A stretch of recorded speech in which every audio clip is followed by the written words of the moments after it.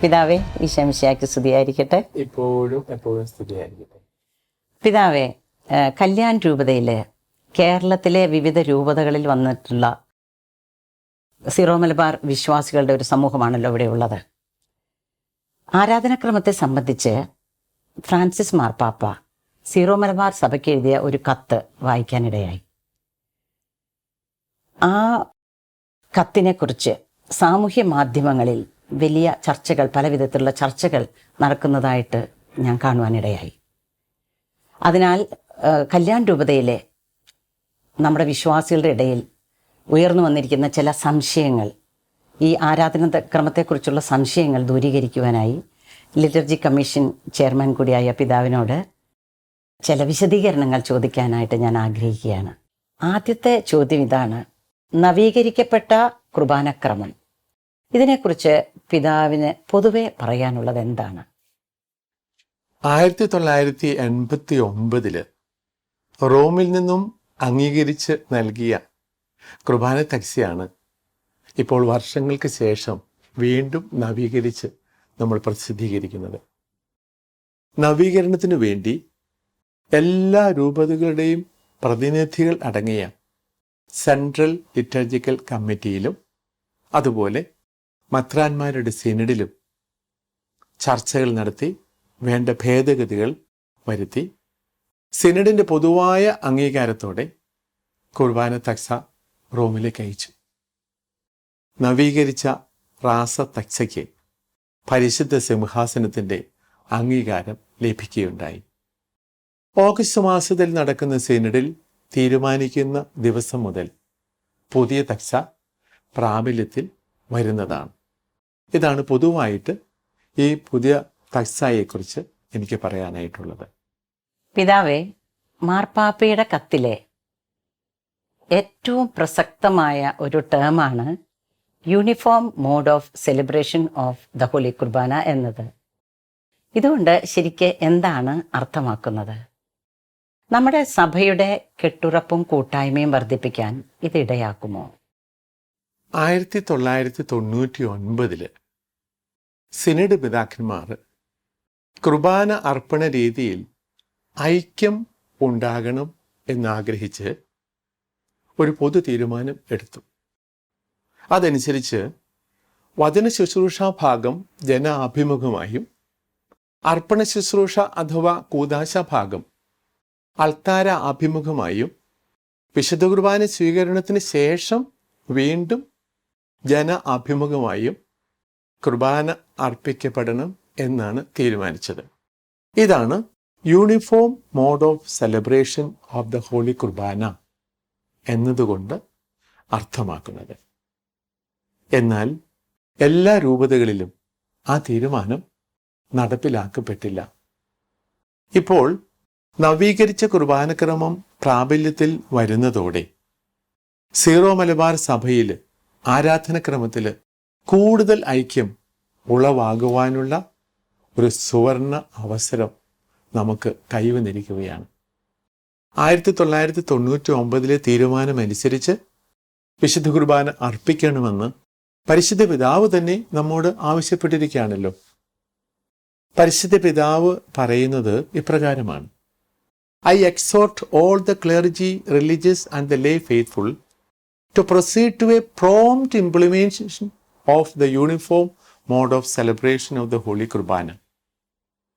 Synod അംഗീകരിച്ച uniform mode of celebration ഉടനെ നടപ്പാക്കണമെന്നാണ് പരിശുദ്ധ പിതാവ് ആഹ്വാനം ചെയ്യുന്നത്. ഇതിൻ്റെ ഫലമായി ഏറെ നാളായി ദൈവജനം മുഴുവനും ആഗ്രഹിക്കുന്ന ഐക്യം സംജാതമാകും എന്നാണ് എല്ലാവരും പ്രതീക്ഷിക്കുന്നത്. അത് സംജാതമാകട്ടെ. അതിനായിട്ട് നമുക്ക് പ്രാർത്ഥിക്കാം. പിതാവേ, വേറെ ഒരു ചോദ്യം ചോദിക്കാനുള്ളത്: കുർബാനയുടെ രണ്ടാം ഭാഗം അൾത്താരയ്ക്ക് അഭിമുഖമായിട്ട് അർപ്പിക്കുന്നതിന് ദൈവശാസ്ത്രപരമായ കാരണങ്ങളുണ്ടല്ലോ, അതൊന്ന് വിശദീകരിക്കാമോ? സിനഡിൻ്റെ തീരുമാനം അനുസരിച്ച് കുർബാനയുടെ ആദ്യ ഭാഗമായ വചന ശുശ്രൂഷ ജനാഭിമുഖമായി ബേമ അഥവാ വചനവേദിയിലാണ് നടത്തപ്പെടുന്നത്. വചന ശുശ്രൂഷയിൽ പ്രധാനമായും നമ്മൾ കർത്താവിൻ്റെ പരസ്യ ജീവിതമാണല്ലോ അനുസ്മരിക്കുന്നത്. അതുകൊണ്ടാണ് വചന ശുശ്രൂഷ ജനാഭിമുഖമായി അഥവാ ജനങ്ങളുടെ മധ്യേ നടത്തപ്പെടുന്നത്. ഈ വചന ശുശ്രൂഷ കൂദാശാഭാഗം ആരംഭിക്കുന്നതിനുള്ള ആത്മീയമായ ഒരുക്കമായും നമുക്ക് മനസ്സിലാക്കാം. കഴുകി ശുദ്ധമാക്കപ്പെട്ട ഹൃദയത്തോടും വെടിപ്പാക്കപ്പെട്ട മനസാക്ഷിയോടും കൂടെ അതിവിശുദ്ധ സ്ഥലത്ത് പ്രവേശിക്കാനുള്ള കൃപ യാചിച്ചുകൊണ്ട് 3 പ്രാവശ്യം കുമ്പിട്ട് ആചാരം ചെയ്ത ശേഷമാണ് കാർമ്മികൻ ബലിപീഠത്തെ സമീപിക്കുന്നത്. കൂദാശ ഭാഗത്ത് കാർമ്മികനും സമൂഹത്തോടൊപ്പം കർത്താവിൻ്റെ പക്കലേക്ക് തിരിയുന്നു. ആദിമ നൂറ്റാണ്ട് തുടങ്ങി നമ്മുടെ സഭയുടെ പാരമ്പര്യം അനുസരിച്ച് കിഴക്കോട്ട് തിരിഞ്ഞ് പ്രാർത്ഥിക്കുന്ന പതിവാണ് ഉണ്ടായിരുന്നത്. കിഴക്കിൻ്റെ പ്രാധാന്യത്തെക്കുറിച്ച് ബൈബിളിൽ ധാരാളം സൂചനകൾ നമുക്ക് കാണാൻ സാധിക്കും.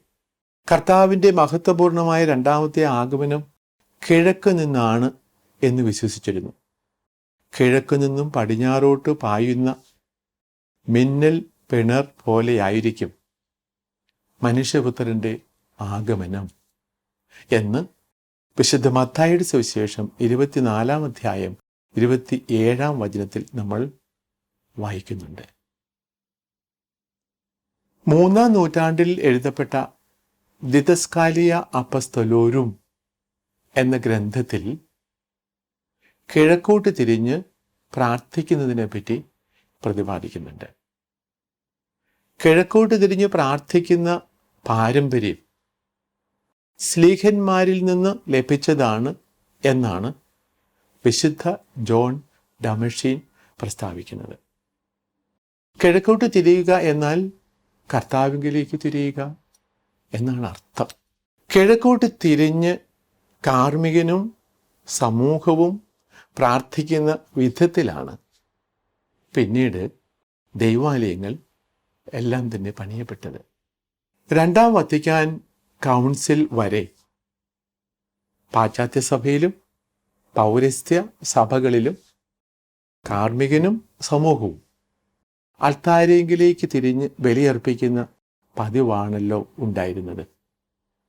ബെനഡിക്റ്റ് 16 മാർപ്പാപ്പ ദ സ്പിരിറ്റ് ഓഫ് ദ ലിറ്റർജിയുടെ ചൈതന്യം എന്ന ഗ്രന്ഥത്തിൽ പഠിപ്പിക്കുന്നുണ്ട്. കാർമ്മികൻ ദൈവജനത്തിൻ്റെ പ്രതിനിധി എന്ന നിലയിൽ സമൂഹത്തോടൊപ്പം കർത്താവിലേക്ക് തിരിഞ്ഞ് ബലിയർപ്പിക്കണം എന്ന്. എന്നാൽ സമാധാനം ആശംസിക്കുമ്പോഴും സമൂഹത്തിൻ്റെ പ്രാർത്ഥന യാചിക്കുമ്പോഴും കാർമ്മികൻ സമൂഹത്തിൻ്റെ പക്കലേക്ക് തിരിയുന്നുണ്ടല്ലോ. കിഴക്കോട്ട് തിരിഞ്ഞ് കാർമ്മികനും സമൂഹവും പ്രാർത്ഥിക്കുന്ന വിധത്തിലാണ് പിന്നീട് ദൈവാലയങ്ങൾ എല്ലാം തന്നെ പണിയപ്പെട്ടത്. 2-ാം വത്തിക്കാൻ കൗൺസിൽ വരെ പാശ്ചാത്യ സഭയിലും പൗരസ്ത്യ സഭകളിലും കാർമ്മികനും സമൂഹവും അൾത്താരയിലേക്ക് തിരിഞ്ഞ് ബലിയർപ്പിക്കുന്ന പതിവാണല്ലോ ഉണ്ടായിരുന്നത്. ബെനഡിക്റ്റ് 16 മാർപ്പാപ്പ ദ സ്പിരിറ്റ് ഓഫ് ദ ലിറ്റർജിയുടെ ചൈതന്യം എന്ന ഗ്രന്ഥത്തിൽ പഠിപ്പിക്കുന്നുണ്ട്. കാർമ്മികൻ ദൈവജനത്തിൻ്റെ പ്രതിനിധി എന്ന നിലയിൽ സമൂഹത്തോടൊപ്പം കർത്താവിലേക്ക് തിരിഞ്ഞ് ബലിയർപ്പിക്കണം എന്ന്. എന്നാൽ സമാധാനം ആശംസിക്കുമ്പോഴും സമൂഹത്തിൻ്റെ പ്രാർത്ഥന യാചിക്കുമ്പോഴും കാർമ്മികൻ സമൂഹത്തിൻ്റെ പക്കലേക്ക് തിരിയുന്നുണ്ടല്ലോ. 12-ാം പിയൂസ് മാർപ്പാപ്പ ലിറ്റർജിക്ക് നൽകിയിരിക്കുന്ന നിർവചനം ഇപ്രകാരമാണ്: ക്രിസ്തുവിൻ്റെ മൗതിക ശരീരമായ സഭ ശിരസായി ക്രിസ്തുവിനോട് ചേർന്ന് പിതാവായ ദൈവത്തിന് അർപ്പിക്കുന്ന ആരാധനയാണ് ലിറ്റർജി. അതുകൊണ്ട് സഭയുടെ പ്രതിനിധിയായി നിൽക്കുന്ന കാർമ്മികനും സമൂഹത്തോടൊപ്പം തന്നെ കർത്താവിൻ്റെ പക്കലേക്ക് തിരിഞ്ഞാണ് ഈ ആരാധന, ഈ ബലി നടത്തേണ്ടത്. അതുപോലെ സ്വർഗത്തെ ലക്ഷ്യമാക്കി യാത്ര ചെയ്യുന്ന തീർത്ഥാടക സമൂഹമാണല്ലോ തിരുസഭ, പിൽഗ്രിം ചർച്ച്. സ്വർഗത്തിൻ്റെ പ്രതീകമാണ് മദ്ബഹ അഥവാ സാങ്ച്വറി.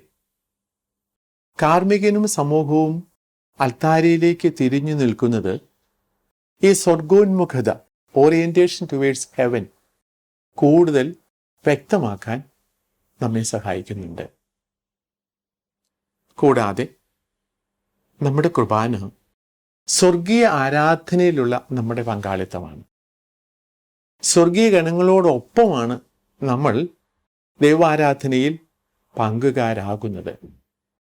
ഈ സ്വർഗീയ ഗണങ്ങളോട് കൂടെ ഞങ്ങൾ അങ്ങേക്ക് കൃതജ്ഞത അർപ്പിക്കുന്നു എന്നാണല്ലോ കുർബാനയിൽ മൂന്നാം പ്രണാമജപത്തിൽ കാർമ്മികൻ ചൊല്ലുന്നത്. കാർമ്മികനും സമൂഹവും സ്വർഗത്തിലേക്ക് നോക്കി, അൽത്താരയിലേക്ക് നോക്കി ബലിയർപ്പിക്കുമ്പോഴാണ് ഈ സ്വർഗീയ അനുഭവം നമുക്ക് ലഭിക്കുന്നത്. വചന ശുശ്രൂഷയിൽ കാർമ്മികനാണ് ഒരുപക്ഷെ കൂടുതൽ ശ്രദ്ധാകേന്ദ്രമായി കാണപ്പെടുന്നത്. എന്നാൽ അർപ്പണ ശുശ്രൂഷയിൽ കാർമ്മികന്റെ കരങ്ങളിലൂടെ പൂർത്തിയാക്കപ്പെടുന്ന കർത്താവിൻ്റെ ആ സമർപ്പണമാണ് കേന്ദ്രമായിരിക്കുന്നത്. ഈ ഒരു വ്യത്യാസം എപ്പോഴും മനസ്സിൽ ഓർക്കാനുണ്ട്. ഇങ്ങനെ ദൈവശാസ്ത്രപരമായ പല കാരണങ്ങൾ കൊണ്ടാണ് അർപ്പണ ശുശ്രൂഷ കർത്താവിൻ്റെ പക്കലേക്ക് തിരിഞ്ഞ് പരികർമ്മം ചെയ്യണം എന്ന് സഭ പഠിപ്പിക്കുന്നത്. പിതാവേ, നമ്മുടെ രൂപതയിലെ പല വ്യക്തികളും ചോദിക്കുന്ന ഒരു ചോദ്യം ഇതാണ്. അതായത്, കർത്താവ് അന്ത്യത്താഴ വേളയിൽ വിശുദ്ധ കുർബാന സ്ഥാപിച്ചപ്പോൾ ശിഷ്യന്മാരുടെ പക്കലേക്ക് തിരിഞ്ഞാണ് നിന്നിരുന്നത്. അതിനാൽ നാമും ബലിയർപ്പിക്കേണ്ടത് അപ്രകാരമല്ലേ എന്നാണ് അവർ ചോദിക്കുന്നത്. ഇത് മനസ്സിലാക്കാൻ പഴയ നിയമ യഹൂദ പാരമ്പര്യം നമ്മൾ ഓർക്കണം. യഹൂദ പാരമ്പര്യം അനുസരിച്ച് അവർ ജെറൂസലമിലേക്ക് നോക്കി, അഥവാ ദൈവ സാന്നിധ്യമുള്ളിടത്തേക്ക് നോക്കി പ്രാർത്ഥിക്കുന്ന പതിവാണ് ഉണ്ടായിരുന്നത്. ദാനിയേലിന്റെ പുസ്തകം 6-ാം അധ്യായം 10-ാം വാക്യത്തിൽ ദാനിയേൽ ഭവനത്തിൽ ജെറൂസലമിലേക്ക് തുറന്നുകിടുന്ന ജനാലയുടെ പക്കൽ ചെന്ന് ജെറൂസലമിനെ നോക്കി പ്രാർത്ഥിക്കുന്നു എന്ന് നമുക്ക് കാണാൻ സാധിക്കും. പെസഹ ആചരണ വേളയിലും കുടുംബനാഥനും കുടുംബ അംഗങ്ങളും ഒരേ ദിശയിലേക്ക് ജെറൂസലമിലേക്ക് നോക്കിയാണ് പെസഹ ആചരിച്ചിരുന്നത്. അതുപോലെ കർത്താവിൻ്റെ ശിഷ്യന്മാരും കർത്താവും ഒരേ ദിശയിലേക്ക് തിരിഞ്ഞ് സ്വർഗീയ ജെറൂസലമിലേക്ക് അഥവാ പിതാവിൻ്റെ പക്കലേക്ക് തിരിഞ്ഞാണ് ദൈവസ്തുതികൾ അർപ്പിക്കുകയും പുതിയ പെസഹ ആചരിക്കുകയും ചെയ്തത്. കർത്താവിൻ്റെ കുരിശിലെ ബലിയെക്കുറിച്ചും ചിലപ്പോൾ പരാമർശിച്ച് കേൾക്കാറുണ്ട്. കർത്താവിൻ്റെ കുരിശിലെ ബലിയിൽ കർത്താവ് തന്നെ പിതാവായ ദൈവത്തിൻ്റെ കരങ്ങളിലേക്ക് സമർപ്പിച്ചു. അൽത്താരയിലെ ബലിയിൽ കർത്താവിൻ്റെ ബലി കർത്താവിനോട് ചേർന്ന് സഭ പിതാവിന് അർപ്പിക്കുകയാണ്. അതുകൊണ്ട് തന്നെ ബലിയിൽ കാർമ്മികനും ആരാധനാ സമൂഹവും പിതാവിൻ്റെ പക്കലേക്ക് തിരിഞ്ഞാണ് ബലി അർപ്പിക്കുന്നത്. പിതാവേ, സഭയിൽ ഐക്യത്തിന് ഐക്യരൂപ്യം അഥവാ യൂണിഫോമിറ്റി ആവശ്യമല്ല എന്ന് ചിലരെങ്കിലും പറയാറുണ്ടല്ലോ. അങ്ങനെയെങ്കിൽ നമ്മുടെ സഭയിലെ ബലിയർപ്പണ രീതി പല വിധത്തിലാകാമോ? ദൈവാരാധനയെ സംബന്ധിച്ച് സഭയിൽ ഐക്യം മതി, ഐക്യരൂപ്യം വേണ്ട, യൂണിറ്റി മതി, യൂണിഫോമിറ്റി വേണ്ട എന്ന് പറയുന്നവരുണ്ട്. പക്ഷേ വിശ്വാസവും വിശ്വാസത്തിൻ്റെ ആഘോഷമായ ബലിയർപ്പണവും സംബന്ധിച്ച് അടിസ്ഥാന കാര്യങ്ങളിൽ ഐക്യരൂപത്തിലൂടെ മാത്രമേ ഐക്യത്തിന് സാക്ഷ്യം നൽകാൻ നമുക്ക് സാധിക്കുകയുള്ളൂ.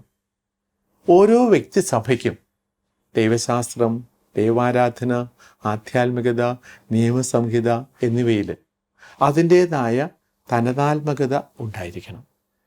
ഈ തനതാത്മകത സവിശേഷമായി പ്രകടമാക്കപ്പെടുന്നത് ഓരോ സഭയുടെയും ദൈവശാസ്ത്രത്തിൽ അധിഷ്ഠിതമായ ഐക്യരൂപത്തിലുള്ള ആരാധനക്രമത്തിലൂടെയാണ്. അതുകൊണ്ട് തന്നെ പൗരസ്ത്യ കാനൂൻ നിയമം 150 നമ്പറിൽ പറയുന്നുണ്ട്, ലിറ്റർജിയെ സംബന്ധിച്ചുള്ള സിനഡ് തീരുമാനങ്ങൾ ലോകത്തെല്ലായിടത്തുമുള്ള സഭാംഗങ്ങൾ കൃത്യമായും വിശ്വസ്തമായും പാലിക്കുവാൻ കടപ്പെട്ടവരാണ് എന്ന്. വിശുദ്ധ കുർബാന ഐക്യത്തിൻ്റെ കൂദാശയാണ്. വിശുദ്ധ കുർബാനയുടെ ആഘോഷത്തിലുള്ള ഐക്യമാണ് സഭയുടെ ഐക്യത്തിൻ്റെ സാക്ഷ്യമായി നിലകൊള്ളുന്നത്. അതുകൊണ്ടാണ് ബലിയർപ്പണത്തെക്കുറിച്ച് യൂണിഫോം മോഡ് ഓഫ് സെലിബ്രേഷനിലൂടെ നമ്മുടെ സഭയിൽ ഐക്യം ഉളവാക്കണമെന്ന് പരിശുദ്ധ പിതാവും നമ്മോട് ആവശ്യപ്പെടുന്നത്. പരിശുദ്ധ പിതാവ് ഇപ്രകാരമാണ് പറയുന്നത്: I exhort all to proceed to a prompt implementation of the uniform mode of celebrating the Holy Kurbana for greater good and unity of the Church. Uniform mode of celebration is the means of fostering unity in the Church എന്നാണ് മാർപ്പാപ്പ തന്നെ വ്യക്തമായിട്ട് പറയുന്നത്. അതാണ് നമ്മൾ പാലിക്കാൻ കടപ്പെട്ടിരിക്കുന്നത്. അപ്പോൾ നമ്മുടെ കുർബാനയിൽ യൂണിഫോമിറ്റി ഉണ്ടെങ്കിൽ മാത്രമേ യൂണിറ്റി ഉണ്ടാവുകയുള്ളൂ. പിതാവെ, അടുത്ത ചോദ്യം ഇതാണ്: ആരാധനാക്രമത്തെ സംബന്ധിച്ചും സഭയിലെ ബലിയർപ്പണ രീതിയെക്കുറിച്ചും ആരാണ് അന്തിമമായ തീരുമാനം എടുക്കുന്നത്? അങ്ങനെ സഭ എടുക്കുന്ന തീരുമാനം എല്ലാവർക്കും ബാധകമാണോ? ഓരോ വ്യക്തിസഭയിലും സഭയുടെ തനതായ ദൈവശാസ്ത്രത്തിലൂന്നിയ ദൈവാരാധന ക്രമത്തിന് രൂപം കൊടുക്കുകയും നവീകരിക്കുകയും ചെയ്യാനുള്ള ഉത്തരവാദിത്തം ആ സഭയിലെ മെത്രാന്മാരുടെ സിനഡിനാണ്. സിനഡ് അംഗീകരിച്ച ലിറ്റർജിക്കൽ ടെസ്റ്റിന് പരിശുദ്ധ സിംഹാസനമാണ് അന്തിമ അംഗീകാരം നൽകുന്നത്. ഇപ്പോഴത്തെ കുർബാനക്രമത്തെ സംബന്ധിച്ച് പരിശുദ്ധ സിംഹാസനത്തിൻ്റെ അംഗീകാരത്തോടൊപ്പം പരിശുദ്ധ പിതാവ് ഫ്രാൻസിസ് മാർപ്പാപ്പ തന്നെ വിശുദ്ധ കുർബാനയുടെ അർപ്പണത്തെക്കുറിച്ച് കൃത്യമായ നിർദ്ദേശം നമുക്ക് നൽകിയിരിക്കുകയാണ്. ഇതനുസരിക്കാൻ നാം എല്ലാവരും കടപ്പെട്ടവരാണ്. മാർപ്പാപ്പയാണ് കത്തോലിക്ക വിശ്വാസികളായ നമ്മെ സംബന്ധിച്ചിടത്തോളം സഭയുടെ പരമാധികാരി. അതുകൊണ്ട് തീർച്ചയായും മാർപ്പാപ്പ പറയുന്നത് അനുസരിക്കാൻ ഓരോ കത്തോലിക്കനും കടമയുണ്ട്. അനുസരിക്കാത്ത പക്ഷം മാർപ്പാപ്പയെ സഭയുടെ പിതാവും തലവനുമായി അംഗീകരിക്കുന്നു എന്ന് പറയുവാൻ നമുക്ക് സാധിക്കുകയില്ല. അപ്പോൾ ഒരാൾക്ക് കത്തോലിക്ക സഭയുടെ അംഗമാണെന്ന് അവകാശപ്പെടാനും സാധിക്കുകയില്ല. അതുകൊണ്ട് വിശുദ്ധ കുർബാനയുടെ ആഘോഷത്തെ സംബന്ധിച്ച് മാർപ്പാപ്പ നൽകിയ നിർദ്ദേശം എല്ലാവരും പാലിക്കണം. അതിൽ സംശയമില്ല. അങ്ങനെ നമ്മുടെ സഭയിൽ ദൈവം ആഗ്രഹിക്കുന്ന, സഭ ആഗ്രഹിക്കുന്ന ഐക്യം സംജാതമാകട്ടെ. അതിനായി നമുക്ക് പ്രാർത്ഥിക്കാം. പിതാവെ, നവീകരിക്കപ്പെട്ട ആരാധനാക്രമം ഇപ്പോൾ സിനഡ് കഴിയുമ്പോൾ പ്രാബല്യത്തിൽ വരുമെന്നാണല്ലോ പറയുന്നത്. ഈ നവീകരിക്കപ്പെട്ട റാസ തക്സയിലെ പ്രധാന മാറ്റങ്ങളെക്കുറിച്ച് ചുരുക്കമായൊന്ന് പറഞ്ഞു തരാമോ? നമ്മുടെ നവീകരിക്കപ്പെട്ട കുർബാനക്രമത്തിൽ വലിയ മാറ്റങ്ങൾ വരുത്തിയിട്ടില്ല. സിനഡിൽ ചർച്ച ചെയ്ത് പൊതുവായി അംഗീകരിച്ച മാറ്റങ്ങൾ വരുത്തിയിട്ടുണ്ട്. ഉദാഹരണമായിട്ട് നമ്മുടെ കുർബാനയിൽ ആദ്യമേ 2 വിധത്തിൽ സ്വർഗസ്നായ പിതാവേ എന്ന പ്രാർത്ഥന കൊടുത്തിട്ടുണ്ടായിരുന്നു. ഈ പുതിയ ക്രമത്തിൽ സ്വർഗസ്നായ പിതാവേ പരിശുദ്ധൻ പരിശുദ്ധൻ പരിശുദ്ധൻ എന്ന കാനോനയോട് കൂടിയ സ്വർഗസ്നായ പിതാവേ മാത്രമേ കൊടുത്തിട്ടുള്ളൂ. അതുപോലെ ആ പ്രാർത്ഥനയിൽ ഞങ്ങളെ പ്രലോഭനത്തിൽ ഉൾപ്പെടുത്തരുതേ എന്ന ഭാഗം ഞങ്ങൾ പ്രലോഭനത്തിൽ വീഴാൻ ഇടയാകരുതേ എന്ന് മാറ്റിയിട്ടുണ്ട്. സർവാധിപന എന്ന ഗീതത്തിൽ നിന്നെ വണങ്ങി നമിക്കുന്നു എന്ന ഭാഗം നിനസ്തുതി ഞങ്ങൾ പാടുന്നു, അതാണ് കൂടുതൽ ഗദ്യഭാഗത്തോട് ചേർന്നു പോകുന്നത്.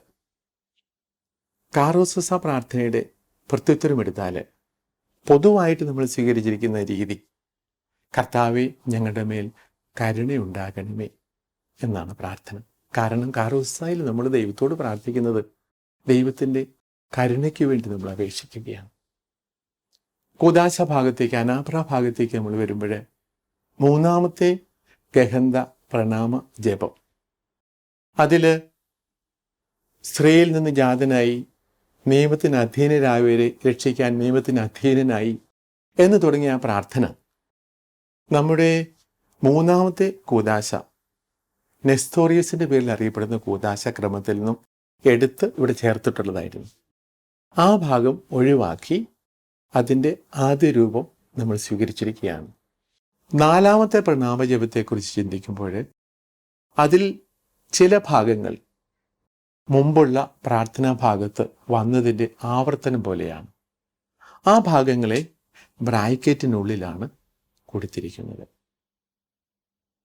ഇതുകൂടാതെ കുർബാനയുടെ ഭാഗം അവസാനിക്കുമ്പോൾ നമ്മുടെ സഭയിലെ 2-ാമത്തെ കൂദാശക്രമം, തിയഡോറിൻ്റെ പേരിൽ അറിയപ്പെടുന്ന കൂദാശക്രമം നമ്മുടെ തക്സായിൽ ഉൾച്ചേർത്തിരിക്കുകയാണ്.